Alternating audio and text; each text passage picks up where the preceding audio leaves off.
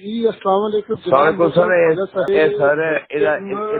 سر جواب کوئی چیز نہ دئیے کوئی بات ٹھوکیے کسی طریقے دے نال جو اگلا کر دی خاتون لی بول دی گئی سر میں پتہ کی سوچیا سی موٹی موٹی گل تو میں کر دی پھر مینوں او بڑے طارق صاحب دا ایک گل یاد آئی وہ کہندے مثلا میاں کتیاں دے پونکے کھلوتے نے یہ بھی گل ٹھیک ہے جو ایک جواب جگہ دیتا ہے یہ روایت ہے. دوسرا میری جہی ہے نا میرے سے الحمدللہ علی بھی شکر ہے وہ کرے ہے کہ میں بیئر کر سکنا تے میں کوئی کنفیوز یا جا کے ڈپریس نہیں ہونا.